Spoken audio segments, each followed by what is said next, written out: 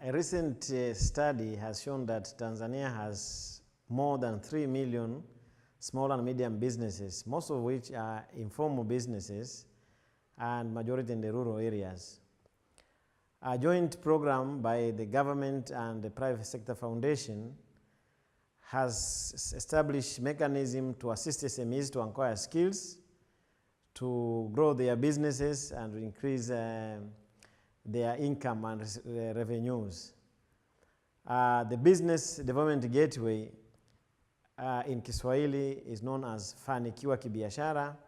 It's a program that has gone to several phases with the objective of improving entrepreneurship culture among small and medium enterprises in the country. The first phase was supported by a credit from Multi-Donor Trust Fund, including the World Bank. The second phase was supported by the government of UK through the DFID.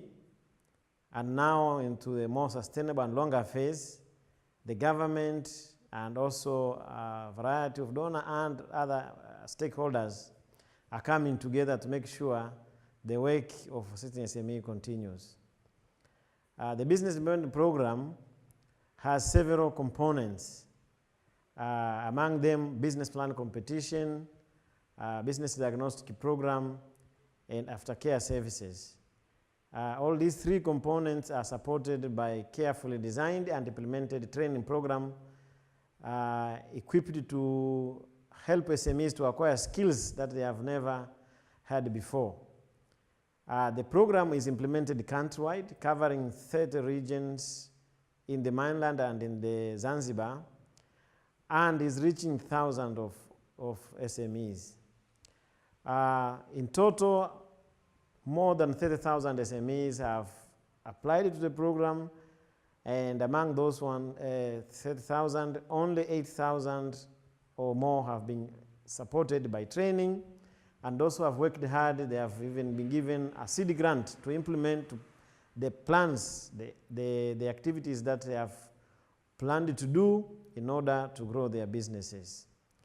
Also among these 8,000 entrepreneurs, there are women, more 45%, and youth, 43%, that have benefited across the country from skills and seed grants.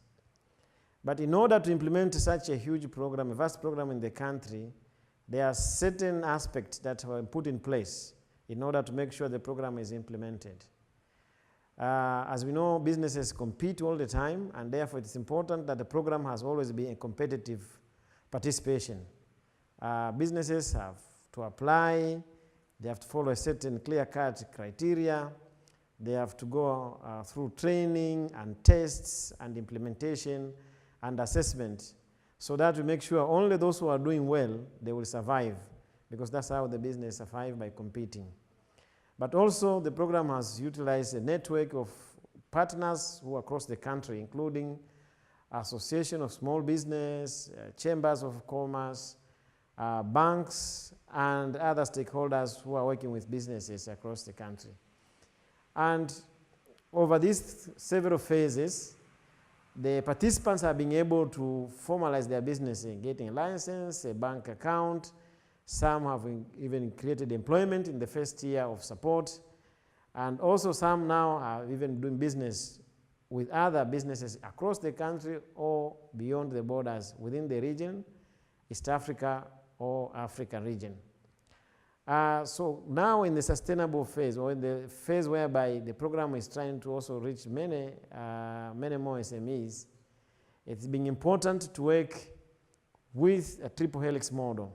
The government, the private sector, and academia have come together to take this initiative forward. But as I said earlier, there are more than 3 million SMEs, only 8,000 have been supported, thousands, million more needed to be supported. And the resources are limited. So in order to reach more, it is important all the people all stakeholders, organizations that want to support business in this country, come together around Tanzania Entrepreneurship and Competitiveness Center to pull their resources together so that in a very quick and short time, we can reach a wider impact across the country. Ni mwangaza wa njia zangu.